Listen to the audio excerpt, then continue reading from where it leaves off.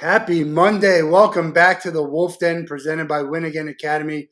I'm Matt Wolff, founder and CEO of Ticket Time Machine. Today we welcome Nick Hoff into the Wolff Den. How's everything going? Everything's great. Thanks for having me. You like that little clip at the beginning? We cut off the F on the front to back there, but All good. Yeah. That was me coming out of the bottom of the stage. You find a trap door, you got to use it. yeah, I think that makes sense, right? That is so we got Nick Hoff here, comedian. I'll let you introduce yourself. That little clip was part of your new special that you can watch on YouTube. I watched it yesterday, worth a watch. So I encourage everyone to watch it. But tell everyone who you are real quick, and then we can get into it. Yeah, thanks, Matt. Stand-up comedian, actor, father, husband, in that order, probably. Yeah, that was from my special that I filmed last year called Nick Hoff Front to Back, and I put it up free on YouTube for everybody to enjoy. That's sort of the new model that Is that, comedians are going with. Yeah. Unless you get offered a pile of money from Netflix, it's just kind of like, you know what? Let's take our own reins and dictate our own career, not sit around and hope that some other platform, embraces it. And some people are even doing it that way regardless. Like Andrew Schultz just bought his special back from Netflix because they wanted him to change some things in it. And he said, no, I'm not going to do that. You know what? Here's some money. Give it back to me. I'll do it myself. And he put it out himself and then put it on YouTube. so So I did read something about that. So I guess we could start there about how with Netflix they're allowing the comedians to, I guess, buy the rights to it, so they can do what is that all about? no, so what happened was he had made a deal with Netflix. This is my understanding of it anyway. He had made a deal with Netflix. They had paid him X amount of money for his special. He went out and shot it, and then he gave it to them, and they said, "Oh, we need you to take out these jokes that we don't enjoy," which is odd for Netflix because typically they've been a bastion of free speech and just kind of like welcoming of anything.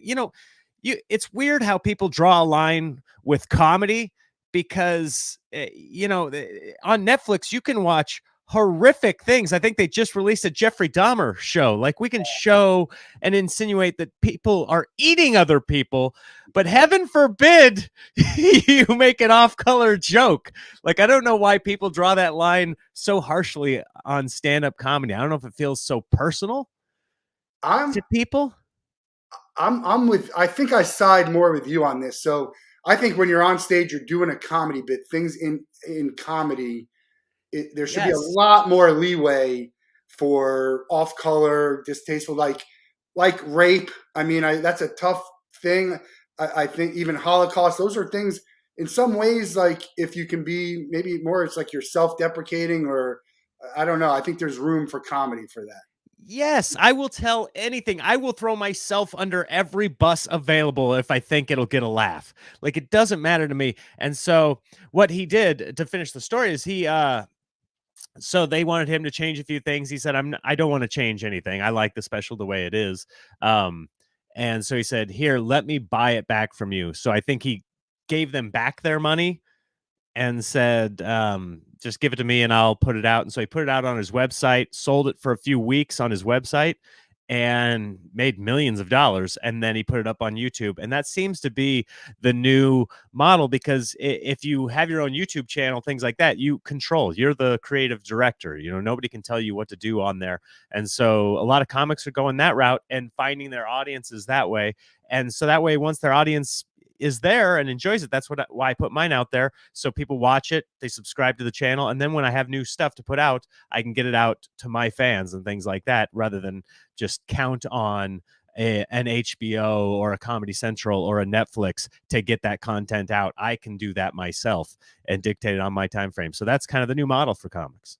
There is there is another story where Netflix is doing some model. I'll have to send it to you. I don't know because it was some. I think Sarah Silverman might have done something with it. Brent likes to call it woke. I don't. That to me, using that word, it's just like they throw everything into that category as Right. woke. I don't know that I agree with that, but I'll get that. I'll find out what that other story was. I thought there was just more of like once they air it, but they pay some money, or who knows? I don't know. Anyway, it should be your these contracts for actors and comedians and the musicians, as we hear, Swift and all of this stuff. I mean, it's your material. You really should have the ability to use it. Yeah, that is the reason I didn't put it on. Like, I could have put it on Amazon Prime, but my peers that have done that, they say I can't even post a clip from it unless they give it to me. Like, I have no control, and that just didn't seem like like a sustainable model. And so I was like, no, I want complete control. And so I put it out myself. I've got rights to all the clips, all the stuff. So it's pretty exciting, and I was Yeah, excited to get it out there and have people watch it. and I think you're a comedian. People need to. I mean, you need to, until you're a household name, people who have never even heard of you, they can see a clip like this and go, "Oh, I want to hear more about this guy. I maybe look and see, when is this guy coming into town?" Um, and you're going on tour, I think, this week. I'm on tour constantly. I was in Nebraska last weekend. I'm going to be in Spokane, Washington this weekend. So I'm constantly on tour. And so, yeah, anytime somebody finds it, like if I post a clip on Instagram or something and it gets thousands of views, people can see that. And then I always have a link back to my website, and people say, I want to see more. And maybe they watch my special. They go, well, we got to see this live. We got to see this guy live. And so they come out to see a show. Some of the jokes they love, a bunch of new stuff. So it's kind of a cool time for comedy that we can get that stuff out there, and then they can enjoy it and then come see it live, because there's nothing like a live show, as you know. Oh, I agree. Although I listen to XM constantly. I mean, I would say 75% of the time I'm in my car, I'm listening to some comedy on one of these three channels. Oh But yeah, yeah. there's nothing like a live show, being there. And I love comedy. I love to go and see as much as I can. I will, it's awkward when you're there and it doesn't hit, right. You have the opener or the host and it Uh-huh. doesn't hit. What is that like as a comedian? And I mean, you're standing there too. You might have to go on after them, or Yeah, I mean, it's just a reality of the game. And the longer you do stand up. I've been doing stand up since 2005. So in the beginning, those hurt. That in the beginning, when you're telling a joke and it doesn't quite resonate, and you're just standing up there, the audience knows you expected to laugh because you stopped talking. yeah, And you probably have a stupid face you're making. And so there's an obvious that didn't work.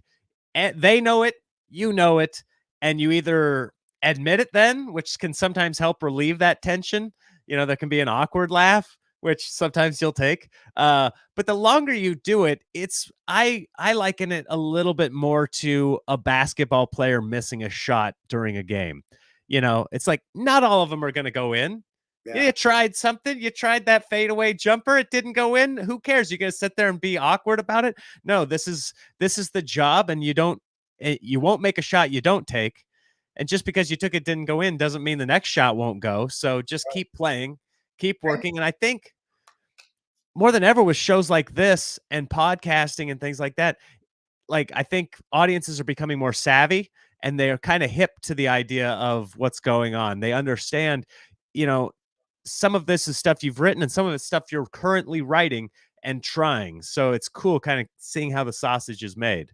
But also, you'll take that shot again because the 7 o'clock show might not laugh, but the 9 o'clock show might laugh, or the Saturday show might laugh with a Friday, or maybe they're not going to laugh at that in Spokane, but they're going to laugh at that in Texas, or wherever you are.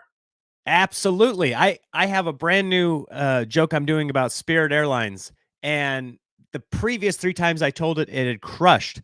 And then all of a sudden I did it in Nebraska. I wiggled it a little bit, but I tried it in Nebraska. For whatever reason, it didn't resonate. And I don't know if maybe Spirit Airlines doesn't even fly through Nebraska.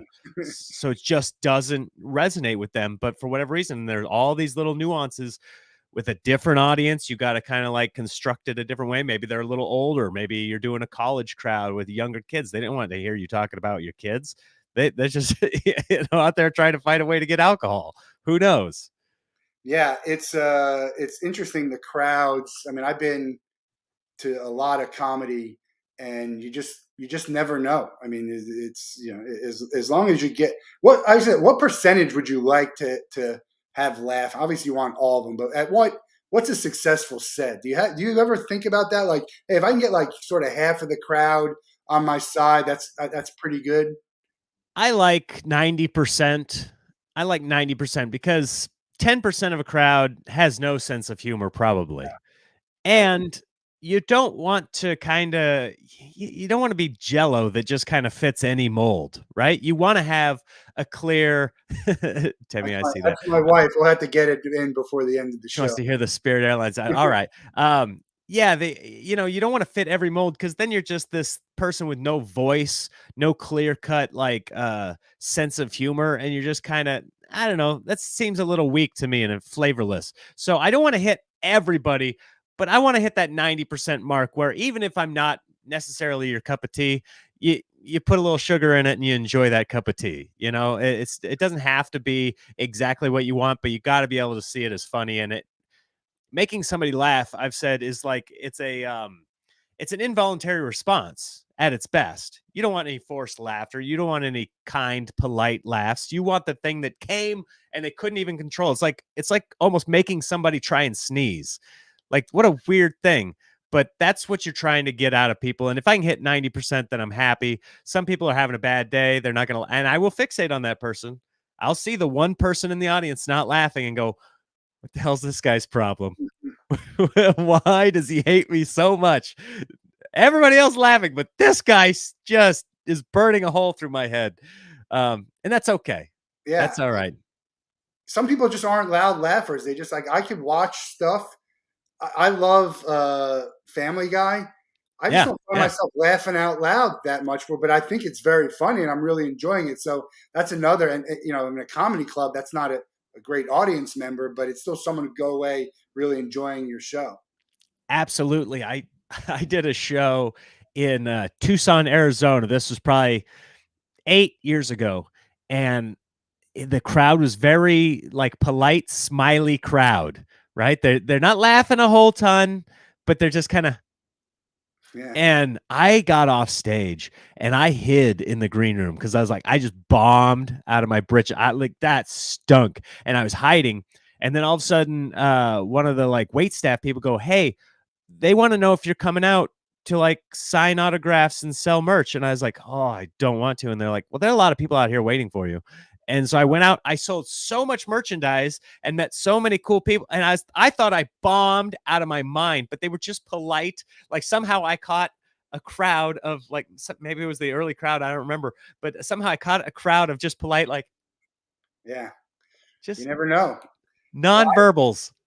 So I met you. I still have the signature. It's There the you go. Look at that. famous signature that I have. I saw you in Hollywood, Florida. You opened Oh yeah. for Harlan Williams, who, for my money, that I've never seen anyone work a crowd. Seinfeld does a great job with hecklers, but Harlan just does half a show just working with the crowd. It's Right, right. what was it like to be on stage with someone like Harlan? Yeah, I love that guy. So we met randomly in Tacoma, Washington in 20, let's see, this would have been 2021. We met randomly. We just were booked on the same show together. I think I was headlining the Thursday, Sunday, and he was headlining Friday, Saturday. And so for the Friday, Saturday, they said just stick around and you'll do the middle spot there when Harlan's on. So we met and we got along and he's like, hey, if you ever want to come do more shows with me. So I ended up doing a bunch with him last year. And he's a great guy, super funny, and then just a little offbeat, right? Right? He's not jello. He's not fitting every mold. He's got this odd sense of humor that I just find hysterical, and his crowds have found him and they just love it. He'll just kind of cock his head and talk to the crowd and they'll say something. I forget, there was one clip of him from those shows down in Florida that somebody, what was it? He was asking somebody what their occupation was and they said it and he like had a completely like off brand, not off brand, but like this total like departure from what they were saying. Everybody knew what they were saying. It was like accountant or something. And he took that word and went a completely different way with it, like in the moment. He's one of the best at doing that. So, He's so so good at funny. that. Do you like engaging with the audience? I know you do a little bit, but there's so we'll talk about this. There's so many different ways to do comedy on a stage, and I love all of it. But there are people who have certain just styles that they have. Like Harlan does a whole thing with the crowd. Do you enjoy that? I do. I do. So it's especially when it's in good spirits and things like that. Like, obviously, there's the heckler, but 99% of the people that I would consider a heckler to me are not doing it for malice. They're just having a good time, or they're just want to be a part of something like, or there's that involuntary something just came out of their mouth because you made them think about something. And so those are fun because you get to play with it and see where it goes. And so often that you find this fruit that you didn't anticipate. It's like you're fishing and you're fishing for bass, but all of a sudden you caught just a giant walleye or something, and you weren't expecting that. You weren't fishing for it, but look, here it is. Wasn't that fun? So you find these things, and those are the moments in comedy shows that make live, you know, better than just listening to a clip or something. Like, yeah, you can enjoy those clips and you hear it on Sirius XM, or you catch it on Spotify or YouTube, but those little moments that never will happen again, that make a show unique. And that comes from that audience interaction. I do like that part of it. But how does that change your 10 or your 20, right? You got this, and now, you just, I didn't say wasted, but you lost 5 minutes of somewhere else. Do you have to change how you finish? For people who are listening, comedians come on, they usually have like 10-minute bits, 20-minute bits, and they're real. I mean, it's timed, right? You have it. Hey, I know what I need to do to fill this time. Right, right. No, I'll just keep it with the my daughter's walking in the background. Beautiful. I'll just keep it with the basketball analogy. It's like you have your game plan. You think you have, here's what I think is going to work. We're going to go in, we're going to run this play. But, the defense is trying to prevent you from doing that. Not that an audience is a defense and trying to prevent you from doing it, but there's going to be something that happens that alters your game plan, right? And it's not bad to have to adjust and address those things, but it just kind of is what makes a live show a live show. And yeah, you lose a couple of minutes. Oh, I was going to do this joke. Now I don't have time. But you allot for that. You plan for that, especially the longer you've been doing it. You just know that's part of the score. That's going to happen inevitably at some point. So I can't really prepare for it, but I'm ready for whatever comes. How'd you get into comedy? You said 2005. Obviously, you were doing some stuff before then, but what made you want to get into comedy, and how'd you get your start? Yeah, so I knew from a pretty young age that I wanted to do stand up. Once I found out it was a job, that was it for me. And I think that was watching Seinfeld's TV show because his character was a stand up comedian. And I remember sitting there, probably junior high, going, wait, what does he do? He does, he goes up and tells jokes for a lip. Like, I had known about stand up comedy, but it wasn't a viable career path. You know, I thought it was just a thing that was out there. I didn't look at it as like something you could actually do. So once I found that out, I wrote it down on a piece of paper. I'm going to be a stand-up comedian. And I put it on my wall growing up, and it was just there. And then anytime I'd come across a comedian or somebody I thought was funny, I'd cut out their picture from a magazine or newspaper or whatever it was, and I'd post it up there next to that. I'm going to be a stand-up comedian. And so by the time I graduated high school, I had this whole collage of people I respected and loved, Who and is there? Obviously, surrounded. Seinfeld. Who's on there? Seinfeld was there. I had a bunch of like comedy actors. Chris Rock was up there. Chris Farley. Um, Steve Martin was a picture up there. Jim Carrey was a huge influence on me growing up. I had the guys from Grumpy Old Men. So you got like I love that movie. Burgess Meredith, Jack Lemmon, and Walter Matthau. I had just these grizzled old pictures of them up there. Matthew Perry from Chandler from Friends, Yeah, he yeah. was up there.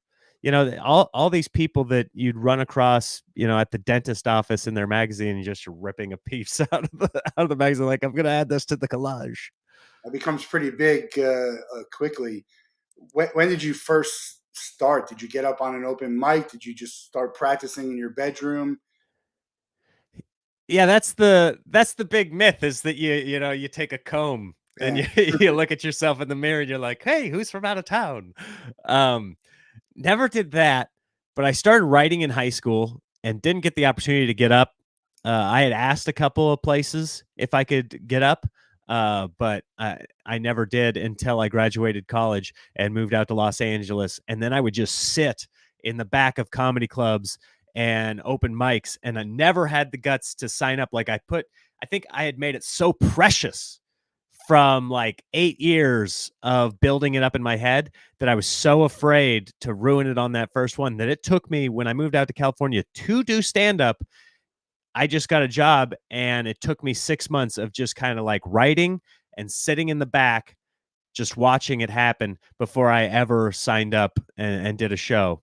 And so what actually pushed me into it was I got a flyer in the mail one day for the West Los Angeles College Extension, and they had a stand-up comedy class. So for $60, you could take this class, and the whole point of it was at the end, the graduation is you had to do a show. And I was like, this will force me. This was like 4 months into being out there, sitting in the back of rooms, just kind of wringing my hands, like, I'm too nervous to get up. And I was like, if I sign up, then I have to do it. And so I signed up, met a bunch of other people that wanted to do it for the first time. And we ended up going and doing our first show together. And that was cool. Yeah, we all need a push, to get up there. I find like one of the things that I like to sing karaoke, and then I go and I sing it, and I'm like telling other people, well, get up and sing. Like nobody's listening anyway. When you have that crowd, when there's like 3 or 4 people, you're in an open mic or whatever. Right. To me, that's a great place to just get up and kind of, see what you got. Absolutely. Especially with karaoke, it's almost better if you're worse, right? Yeah, I think so. And then we got people putting like professional CDs and bringing their own microphone. Um, I've got the microphone that makes me sound the purest. I'm going to be doing it this way. I don't like karaoke if you're reading the screen. I want you to sing something, or if you don't need the screen at all. I mean, if you just can sing, then that's not karaoke. That's performing. But Yeah, you're showcasing. yeah, You're here to show off. yeah, that's another. That's for another conversation. The when you're writing, do you test it out? I know comedians now today they'll go and they'll show up at a comedy show and sort of just like test stuff. You'll even have stuff on the paper. But as you're starting, as you're trying to get, how do you test without getting on a stage? As you're writing and saying this is pretty good. Obviously, in your mind, you wrote it. Right. Well, the nice thing about having, friends in comedy is you can kick that around with them. You can say, "Hey, is this funny? What do you think about this premise? Have you heard this before?" That's a big one where like sometimes you get an idea and you're like, that feels like, has somebody done this? And then you'll text 3 or 4 comedy friends like, "Have you ever heard anything like this?" Like, cuz I don't want to take the effort to write something and then they're like, "Yeah, yeah, Rodney Dangerfield already did that."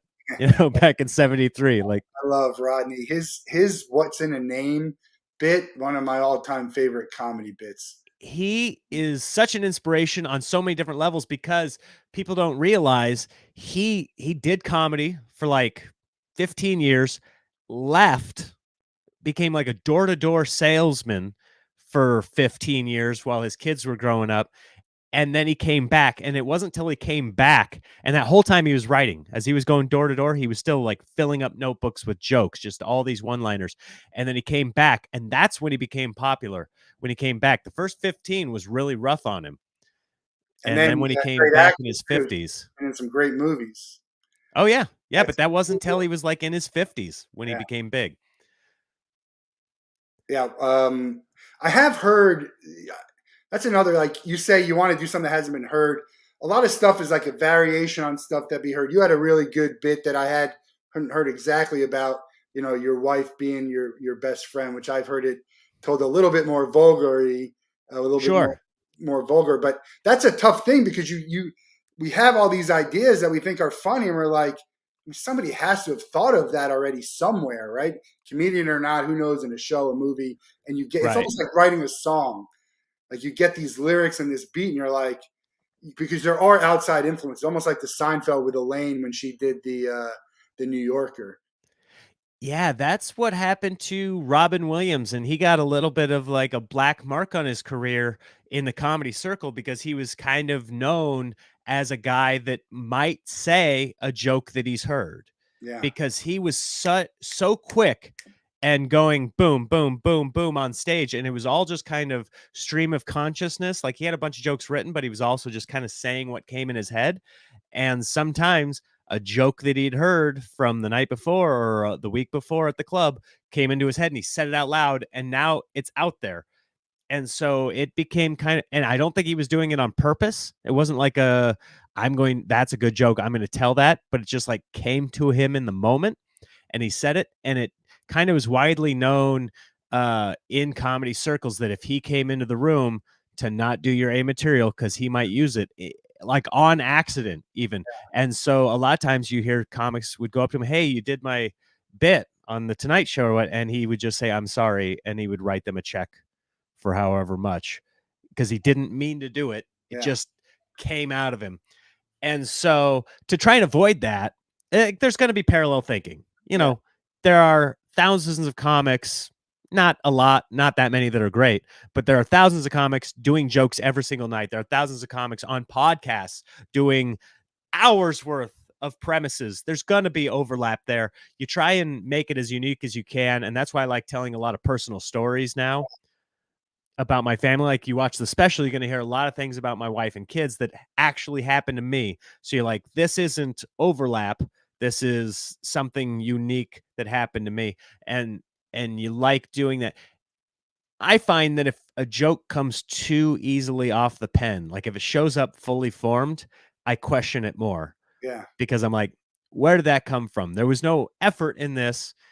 And you hear about musicians talk about that, like, oh, I'm just a vessel, right?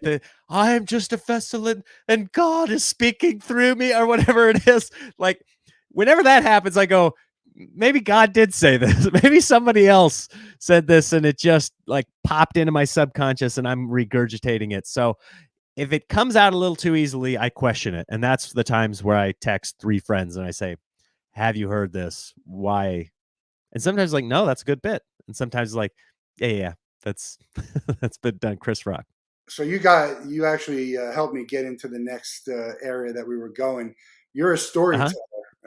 I watch your special. It's a storytelling.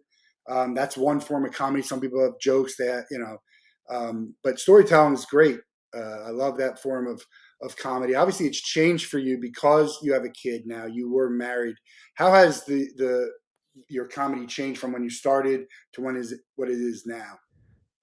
Yeah. In the beginning, you're just like punching at the sky, anything you can get a laugh. So I used to have, I'd always tell like longer bits, but I had a section in my act because I'd write these one liners, but I'm not a one liner comedian. But I had a section in my act where I was like, now here's the one liner portion because they were good jokes and I didn't have enough good material to get rid of them. Like I had to use them to fill my time. And so at the beginning, you're just, I was joking about sharks. It was mostly fear based, anything that I was afraid of: large spiders, sharks, airplanes. I was terrified of crashing in an airplane. So it was all that stuff. Like, and there was no continuity to it. It was just, I'm going from this topic to this topic to this topic. And you'd try to find a sentence in between that married them, but more often than not, it was just non sequiturs. So in the beginning, you're just collecting as much scraps that you can and trying to say, here's a meal. Here's a meal. Like those times you look in your fridge and it's pretty bare, but you're like, well, I got one piece of ham and I got a half a dozen of potato chips and I got a can of tuna and like we're gonna have ham, tuna, potato chips Yeah, casserole. the one-liners are tough. I mean, some of my favorite comedians do a lot, like a Dimitri Martin, Mitch Hedberg. I mean, they Mhm. used to just even Stephen Wright was just like that's a very difficult thing to do to put a half hour together of just keep doing that. That's really tough. Yeah, and it like some of my favorite comics are one-liners, and it's really hard for them and for an audience to stick with it for like an extended period of time. So that's why only the best one-liner writers can do it on a grand scale because in Los Angeles you'll hear some great one-liner comedians, but they're, after 10 minutes you're like, I see where this is going. I know your train of thought. Um, Anthony Jeselnik, who I love, always has a dark turn. Do you know who Anthony is? Yeah, my brother likes him more than I do. I just think his stuff is a little predictable for me because I've heard him. That's the thing. He's hilarious Very funny, very and one of the best for 10 minutes. yeah. Like I can listen to him do 10 minutes any day of the week. But then after that, you kind of like, if a baby wanders into the joke, you're like, well, this isn't going to end well for the baby. This is going to be dark. And but he'll come. He knows the crowd. He's like, now maybe listen to what I'm going to say before you start clapping. But certainly Yeah. I love his stuff. Super intelligent. Great to Great. have Yeah. the clips like that. And it's all. I have a story to tell you. I took my sister and my girlfriend to go see comedy. We were supposed to see Godfrey, and Okay. but I went to the wrong improv, and we ended up seeing Mitch Fatel. Oh, And gotcha. Okay. ironically, the guy opened for Mitch was someone that my sister knew because she dated a comedian in New York City. But Mitch, for people who don't know, is his whole show is about sex, which is Yeah. it's hard to do a whole show about sex. I'm like, this isn't going to work. And then I watch him. Most guys don't last that long. Yeah, it works. I mean, it worked for him. And by the way, I don't know if he's gay or not. He kind of seems like he might not be straight on there. And he's talking about like all this stuff. He's got a wife, I think, doesn't he? Yeah, he might. I don't know. But it works. It's like to have one topic and do a whole bit on, that's a difficult thing to do. Do you think about maybe doing a longer thing like that, or is it just that's way too much just in case everyone's not on board? I've always joked that the perfect set would be you tell one sentence of a setup, one sentence that's the punchline, and then 45 minutes of applause and laughter. Like that's the perfect set and it's unattainable. It's not going to happen. But yeah, to when you're writing a joke, like Jim Gaffigan's really good about doing this. He'll find a topic and then he will mine as much as he can out of that. Early on in my career, I would find like the joke, and so it would be really quick. It was like a bank robbery. I'm like smashing the glass, grabbing a handful of diamonds, and just running out the door.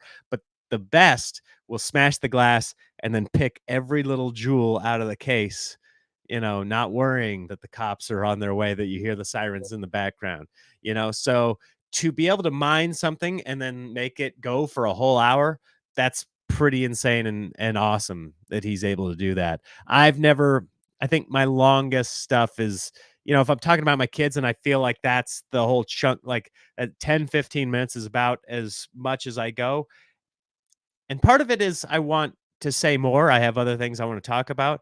And part of it is I feel like this was the best Yeah, from that. And obviously, these are the A jokes. These 10 to 15 minutes are the A jokes. I have B and C jokes from this that get like the small, like in boxing, it'd be like the jabs. yeah, yeah. But once you're through an hour, if it's not about pacing and giving the audience a little bit of a rest, or, I guess in music, it would be like you've got the hard hits and then you've got the love ballad that you're going to do. Yeah, Even Metallica has the slow yeah. song to Or give the bathroom everybody. get a drink. Yeah, yeah, whatever it is. So, I don't know, but when I'm developing the hour, like early on, you have a bunch of stuff that goes with it, but eventually you kind of smooth that out and you say those jokes are funny, but are they as funny as these? And if they're not, if the answer is no, then you try and find a way to get them to fall out and keep the gold. So you got an hour front to back on YouTube. Check it out. Again, watched Yeah. it yesterday. Very funny. That's an hour. I was listening to Nick Kroll. I actually watched his special, which was pretty funny too. Yeah, But yeah. that I waited because he's like, I didn't really have an hour to do a full special. That's a lot for a comedian. And now you go on tour. I was disappointed in the past where I went and saw a comedian and watched their special right before I went and saw them, and so now I heard a lot of the same Yeah. joke. So what do you do on now that this is out and people might have heard that? How much new material do you have to go on tour with? Right. Yeah, that's the trick, and that's where it's different from music. Like you go to see your favorite band, you want to hear those songs, right? Yeah, Comedy's not quite that way in that maybe you want to hear a couple of the jokes, but you also want to hear what's new. You go to hear you like this person's train of thought, you like where their brain is. Now, what else does that brain have? And so I was fortunate that I filmed this special in the summer of 2021, and then uh, there were a couple of factors, but then it didn't come out until the summer of 2022. So it was like 11 months in between when I filmed it and released it. And part of that really bothered me because it was 95% done just a couple months after I shot it, but it just wasn't quite ready. It had to have some other things happen. And so by the time it came out, I had a new half hour that was pretty good. It was pretty good. I hold this opinion maybe alone. Maybe a lot of comedians would disagree with me, but I'm of the mindset that it takes 3 years to develop a great hour, no matter who you are. I've seen comics do it earlier. A lot of comics right now are releasing specials almost every year. I think Louis C.K. made that popular. But Louis C.K., as one of the top 5 comedians working at that time, so funny. I would watch his new specials and I would say 20 minutes of it was amazing. The best stuff I had heard all year. 20 minutes of it was good. And then 20 minutes of it, I was like, oh, I wish he had, churned that butter a little more.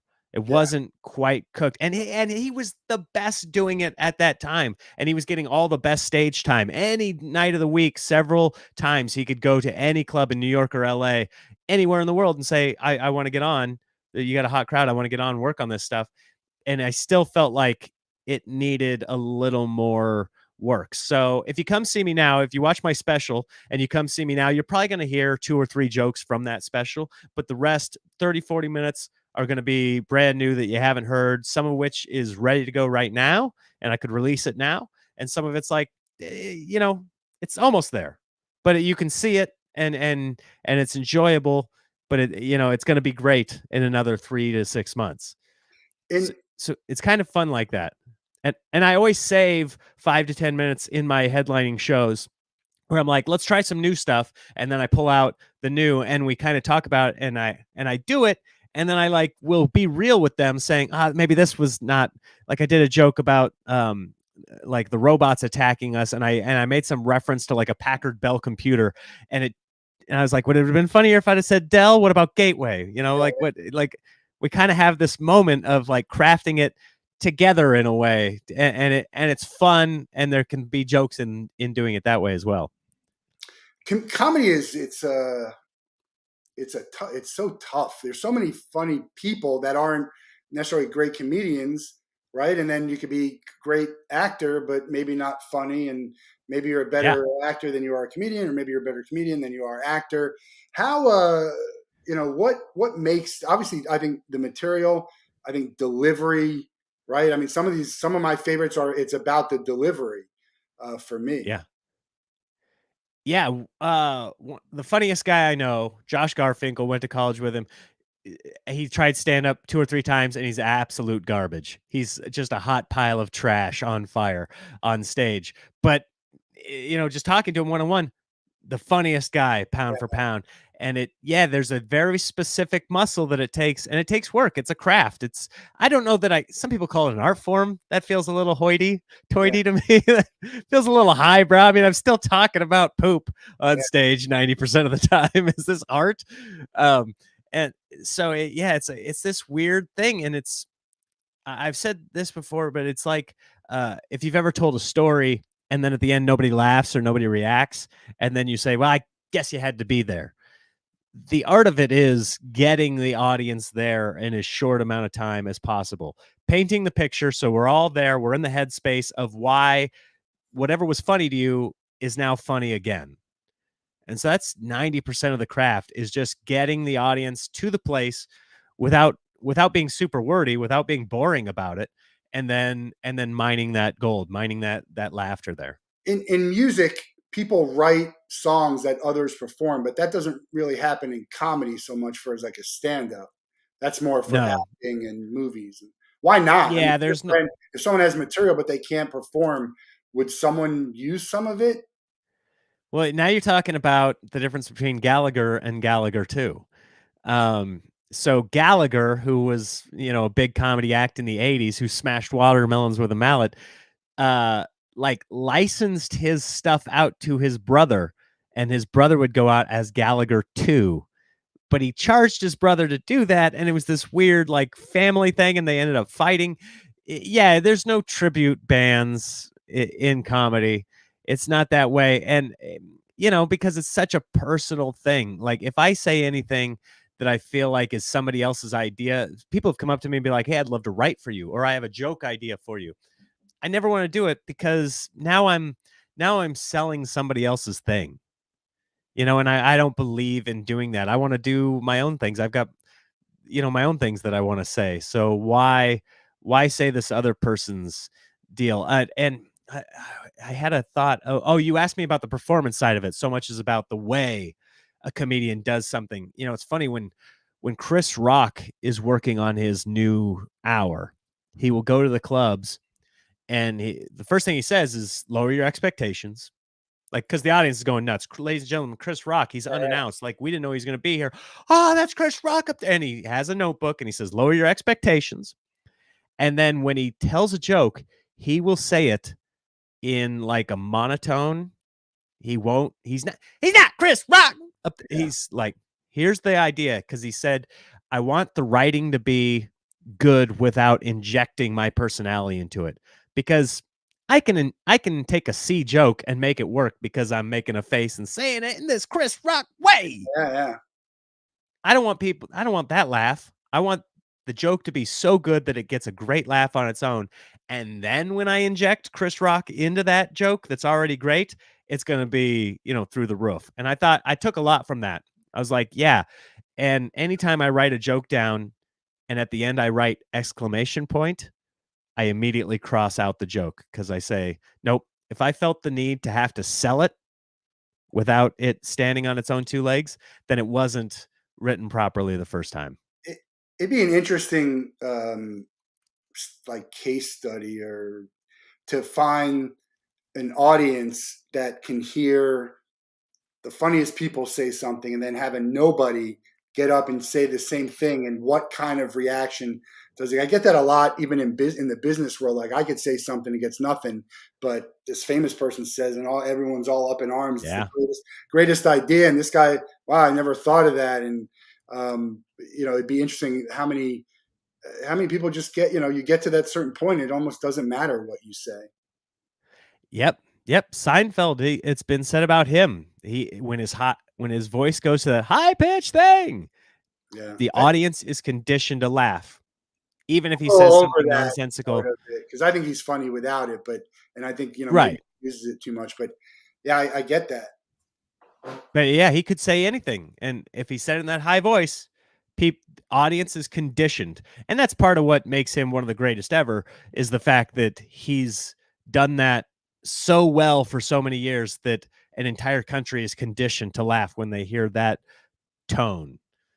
It's just what makes him one of the greats. So it's like, yeah, there's this it would be interesting to try and hear like just people on the street try and tell and sell a joke, and my guess is that most of them would fail.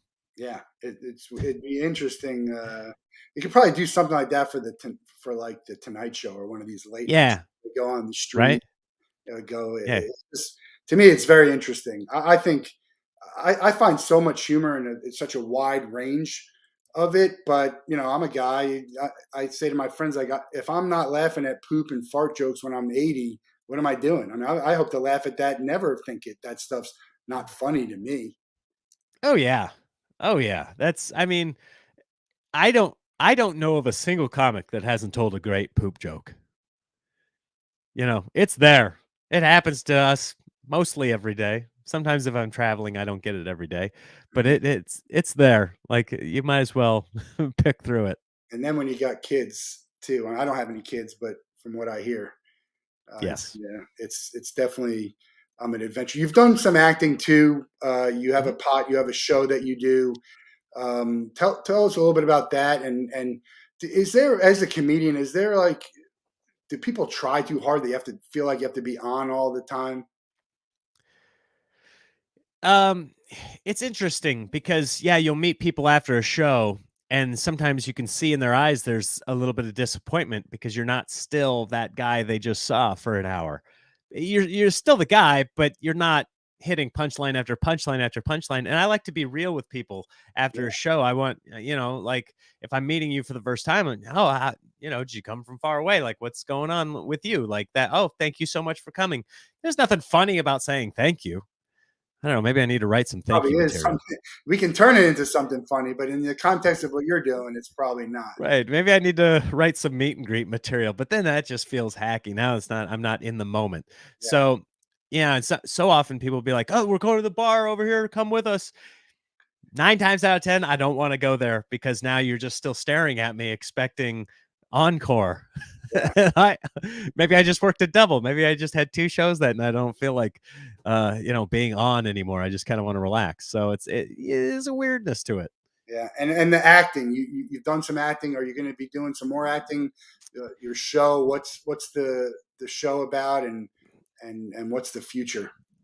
Yeah, yeah. So I've had the opportunity to do some acting, some of it in commercials, some of it on TV, and that's always fun when that comes up. It's not something I often seek out. I have a commercial agent, and sometimes people approach my manager asking me to do things, and I like doing that.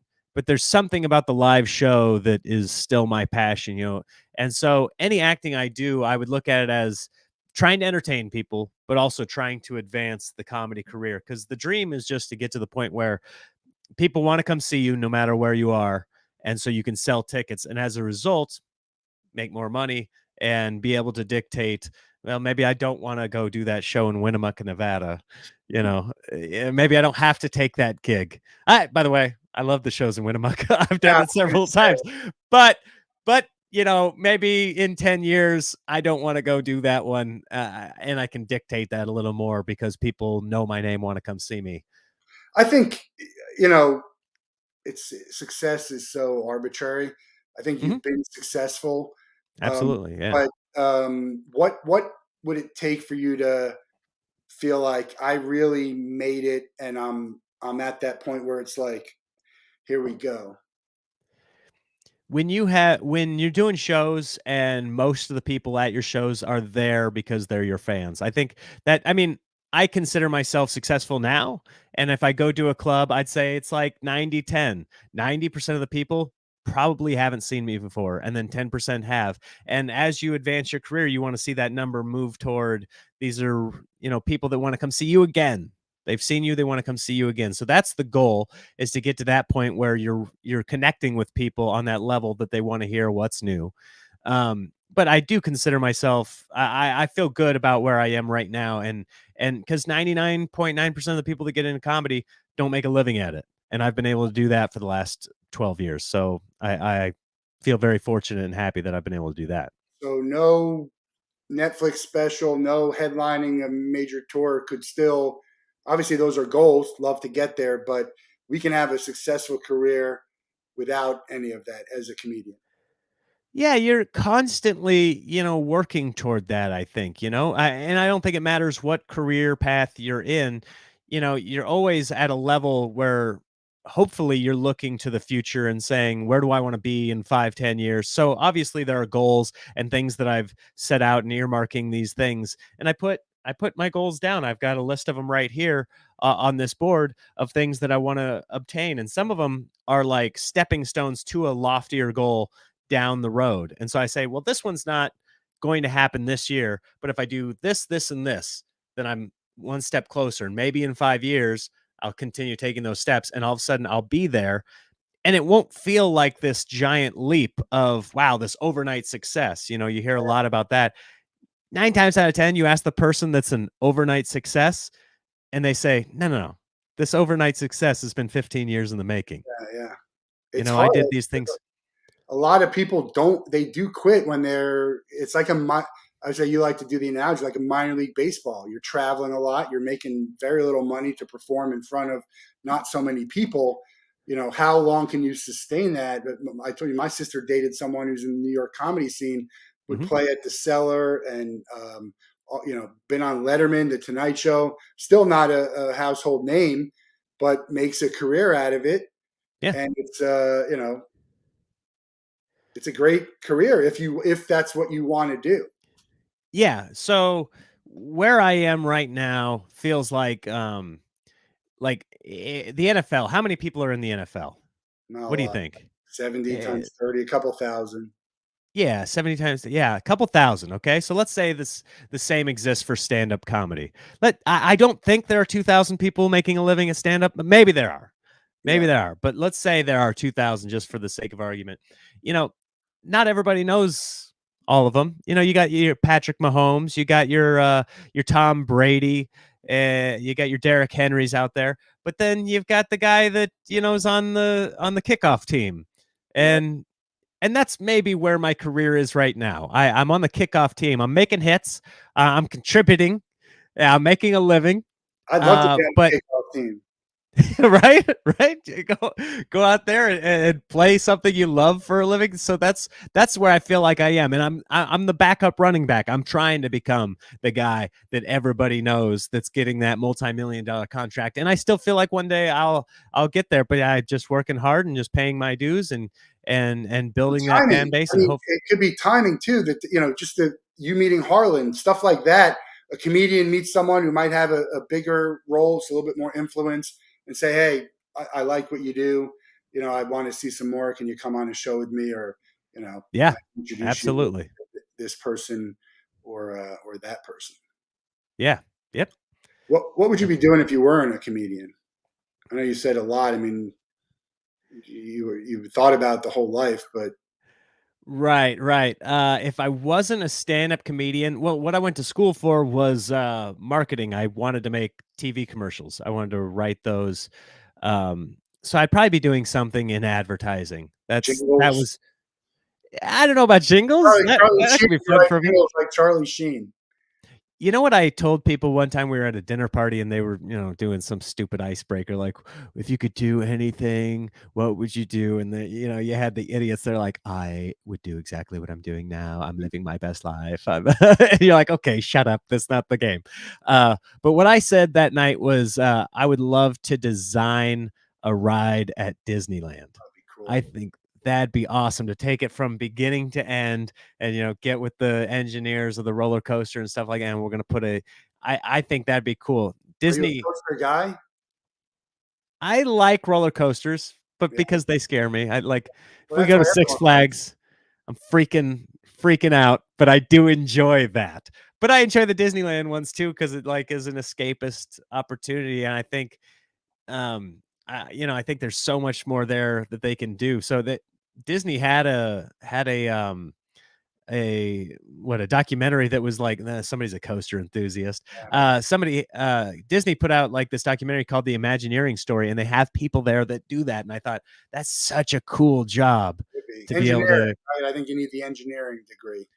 Yeah, maybe I'm not that smart. We'll get an engineer in there, and I'll tell him what I And the want, and then he'll yeah. make it so that the coaster doesn't crash. What are you doing when you're not on stage? You have family, but so what are you doing with the family? That's fun, and what are you doing, on your own? That's fun.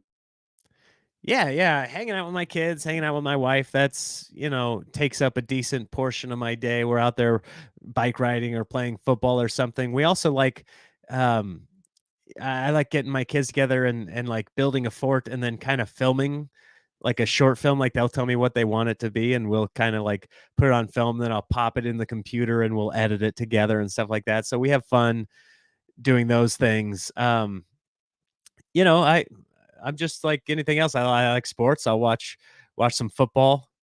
Love this time of year. I was just at the Husker game on Saturday. Love going to that. I don't get to a lot of live games, but me and my boys now are into football, so we'll watch some.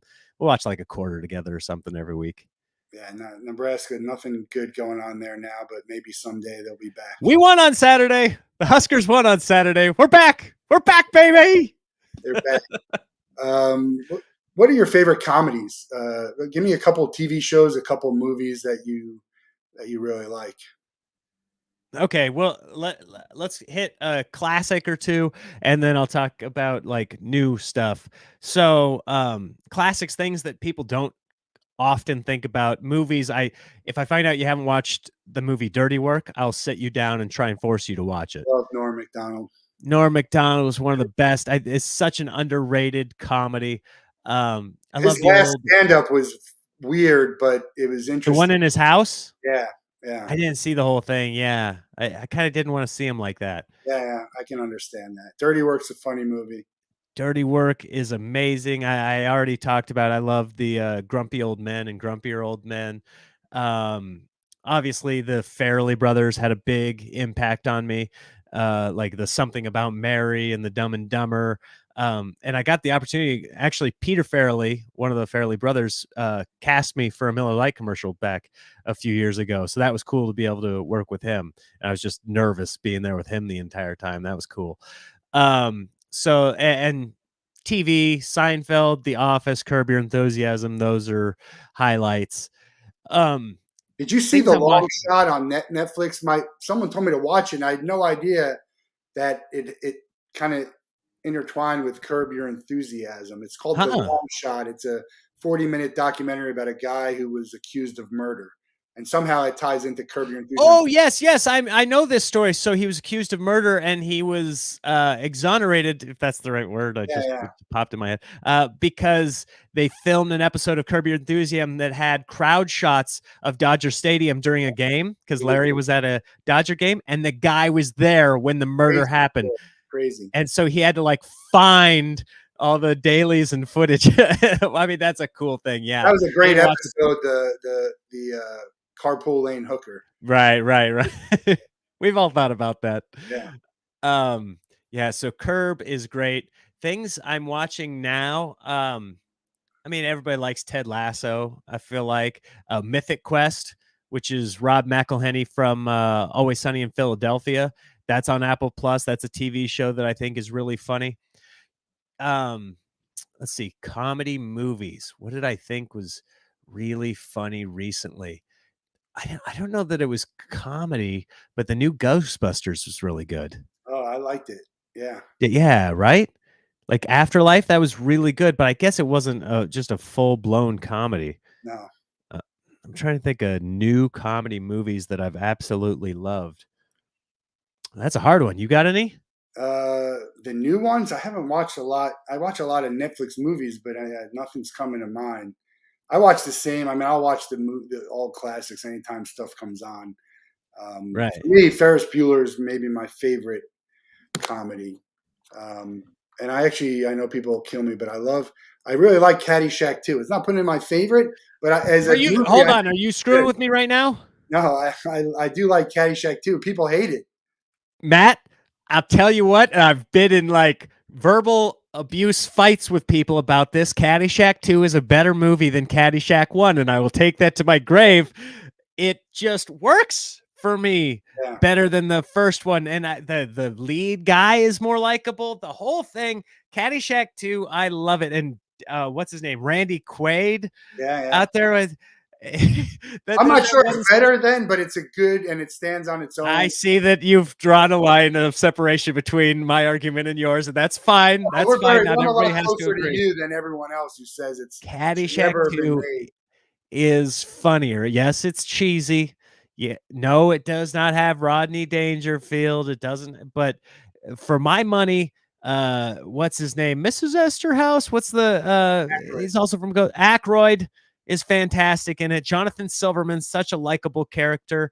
Randy Quaid, I'm with you. Caddyshack 2. Give it another chance. Go into it, not comparing it to the first one. Watch it as a separate entity. I think it's No, hysterical. you gotta find people who've never seen the first one and show it to them. They'll be like, yeah, this is very very funny.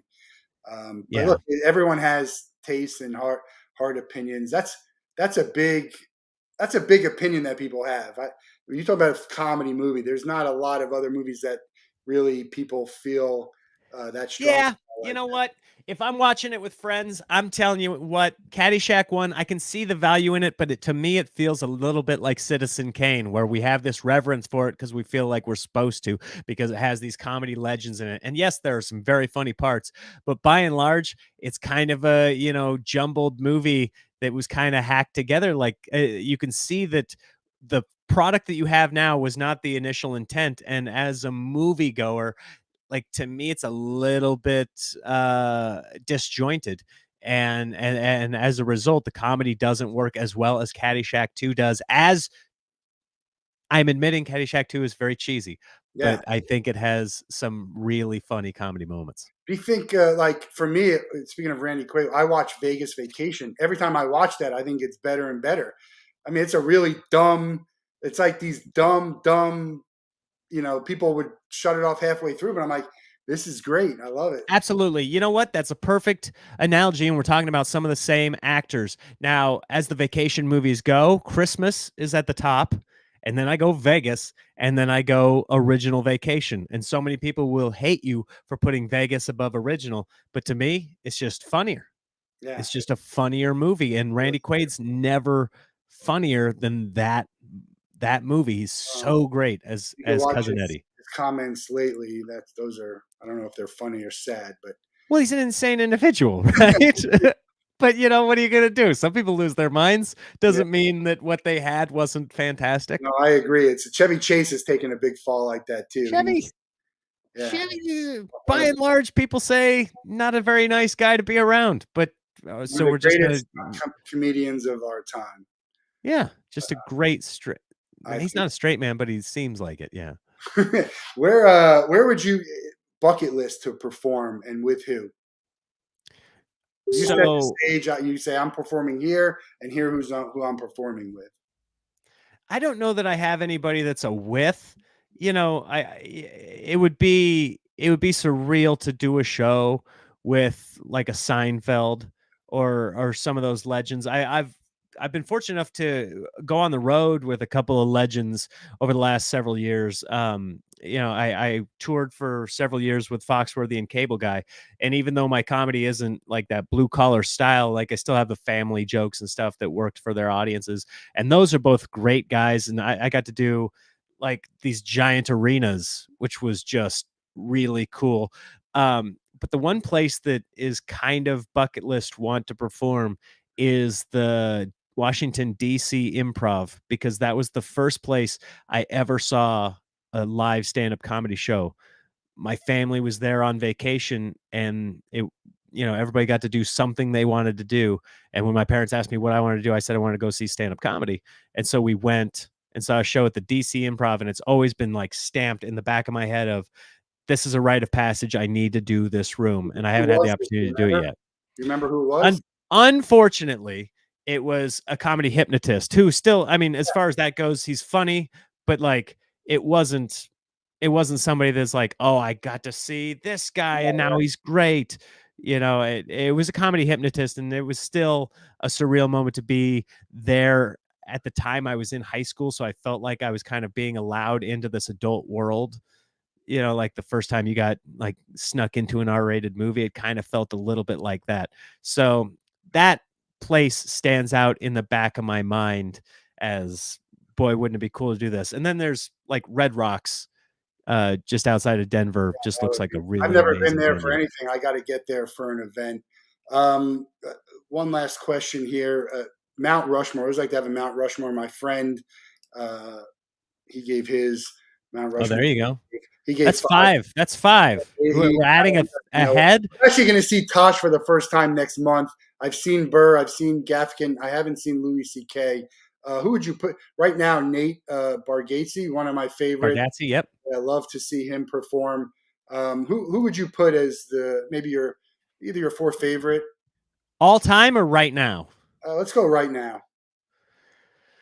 So if I was just saying, like, if I was ranking football players and saying maybe not my personal top four, but like I think the top four working right now are, I think Bill Burr is probably at the top. Um, I mean, Sebastian's success is undeniable, right? He sells out these crazy places. Um, Tosh is great. There's so many good ones. I mean, Yeah. Louis C.K. still, his last special was good, but you look at like his little incident or multiple incidents, and you say, it's one of those where you try to separate the art from the artist. Can he come So back? Is he done? Can he come back? I know he's he's coming. He's a back. He's little back. He bit. still has his fan base. He Yeah. still performs anywhere he wants. I And love his stuff. I think it's great. at the end of the day, he did some horrific things and he needed to atone for that. And he probably still has some penance to pay. But at the end of the day, comedy places are about, will people pay to come see you? And people will still pay to come see him. So he's still working. He's still funny. So, it's kind of like that. Are we going to draw the line like some rap music I listen to? These are known felons, like Tupac did jail time. I still love his music. Yeah, I no, might not invite him over to my kid's birthday party, but yeah, Snoop and all of them. Actually, I did want to address one thing before we give you the final okay. question on Wolf. Then we just finished Suicide Awareness Month. A lot of Okay. not necessarily suicide, but comedy is one of those professions we've lost way too many. Greg Giraldo and Mitch Hedberg, and just way too many too soon. Same with entertainment. Is that something you guys think about as a community when you talk to other people and kind of talk about this stuff to try and make it less of a what's the word, I forget the word, but just man, why am I drawing a blank on this, just to make it more of a conversation so it's not as big a problem. Well, you're seeing more and more, and comics are talking about it, and like, yeah, comedy. It's such an insular thing where, and I talk about. I'm a pretty level-headed guy. I'm pretty easy to get along with, and I am. I have most of my days are good. Most of my days, I'm a happy guy. One day a month, I'll kind of eh, feel a little sorry for something. Oh, I wish that had gone a different way or something. Um, but it's, we all have our good days and our bad days, and the internet kind of exacerbates the feeling that our bad days are not shared by others. So it's a big deal. And some people very close to me over the last couple of years have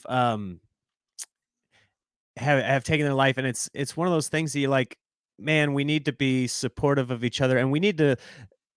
I take a hard stance to saying, like, this is not an okay solution to this. I've heard people say it's a temporary solution, or it's a permanent solution to a temporary problem. And you look at it and you go, there's always somebody to talk to, always someone to reach out, and to realize that everybody goes through this, yeah, on different levels, and different people have horrible things happen to them. But that's not to say that things won't turn around or that you're not valuable. You know, I stopped watching it, but my wife and I watched Yellowstone for the Yeah, first several seasons. And there was a moment where one of the characters was contemplating that, and Kevin Costner's uh character said, when you do that, you're not just killing yourself, you're killing every memory that people have of you. And it's very true. Like, any happiness that you have with somebody that does that is immediately followed then by the sadness of their final act. And when you realize that that's what you're doing, you're tainting everything that's ever been there for everybody that ever knew you. I don't know. Mental illness is one of those challenging things. It's like, the you hope that people realize it, but part of the way they can't realize it is because of that mental deficiency. yeah. So, I not putting such a stigma Stigma was on the word I was thinking of. yeah, not putting such a stigma on mental health, and realizing that some people need that. Some people need medicine because their thyroid is out of whack. Like, why would we think Yeah, that this mental health organ is health. doesn't also need help? So, I think we're learning still a lot about it, and I hope that, that is accelerated in the coming years, because yeah, a lot of people, I feel like, had they gotten the help they needed, would not be in this situation, and we wouldn't have lost some of these people. And Yeah, also, don't do drugs. yeah, Some of those guys you named just like yeah. died of drug overdose. It's like, come on, just drink alcohol and then don't drive. What are we doing here? Crazy. Like, remember Len Bias? Yeah, Yeah, did it one time and that was it. They killed him. one time, One, gone. that's it. I Done. mean, Philip Seymour Hoffman, accidental overdose. It's like all these guys. Geraldo went off the rails. It's just, come on, you don't need to go to that extent to feel something. Yeah, You know, I agree. I agree. Well, we're going to let you out of the Wolf Den with the same question we let everyone out of. You can spend a day with anyone in the world, 24 hours. They have to be alive and you can't be related to them. Who are you going to choose and what would you guys do? they have to be alive right now. Yeah. I'll go with Larry David. Larry David, he would be, Larry David, I think. That would be hilarious to just kind of hang out with him and see his interactions with everybody I think for he's the 24 most hours. of all the characters. He's probably the most. I mean, it's all about him, right? I mean, all Right, this right. stuff is about his life and who he was. That would be great. I would love to spend a day with Larry David. Um, Yeah. it's a great choice. Well, look, check it out. The comedy special on YouTube. Go to the website to see where he's touring. You're in the Northwest right now, right? Going to be Yeah, this weekend I'm Washington. going to be up in Spokane, Washington doing some shows. And keep an eye out for Nick when he comes to town, or watch him on YouTube and check out his stuff because it's funny. I don't know what else to say. Good Thanks, luck, man. I and we appreciate it. look forward to seeing you come back in my area, back in South Florida soon. The Wolff Den. Can you howl?